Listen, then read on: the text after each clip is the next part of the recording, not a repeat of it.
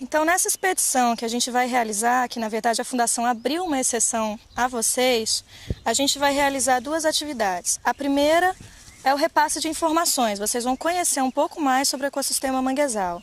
E a segunda é a coleta, então qualquer tipo de lixo que a gente for encontrando pelo caminho, deixado pela comunidade que entra aqui sem permissão, vocês vão coletando junto conosco.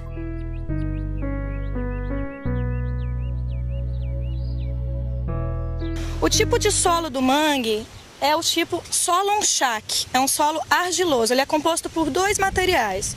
Um é a argila, proveniente dos rios, né, que os rios trazem a montante, e o outro material é a matéria orgânica em decomposição. Então, por ser argiloso, por ser um solo bastante compacto e úmido, é difícil a captação de oxigênio dentro dele.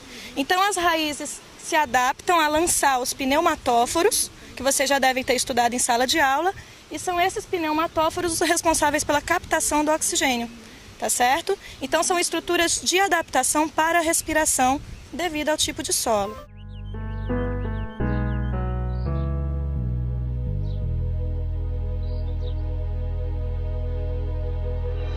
Vocês podem perceber aqui nessa área que existe uma diferença gritante entre uma margem do rio e a outra, né, desse braço de rio. Vocês podem verificar essa estrutura aqui como é diferente daquela. Porque essa área aqui, ela é bastante utilizada pelas pessoas mal informadas como área de lazer. Então aqui eles vêm, pisoteiam, comem seus caranguejos, tiram, comem, fazem fogueiras.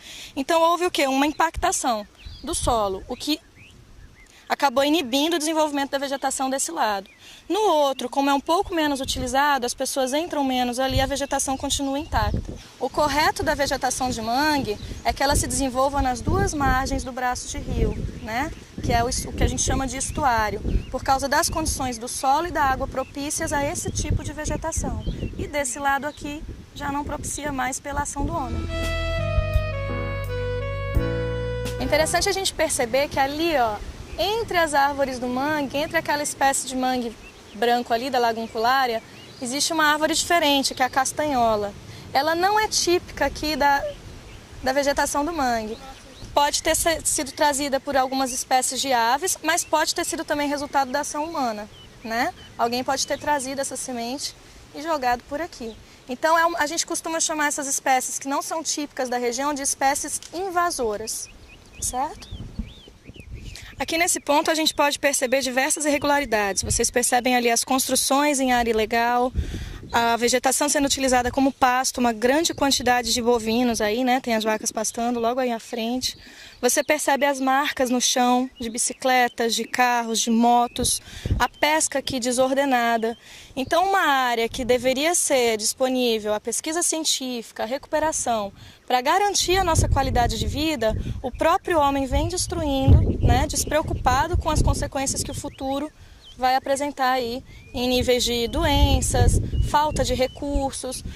Quando ele diz que o peixe está pequeno, o peixe está escasso, é por conta disso, é por conta da poluição, da degradação do ambiente. É bastante triste a gente saber que existe um complexo código de leis que protegem o meio ambiente no Brasil.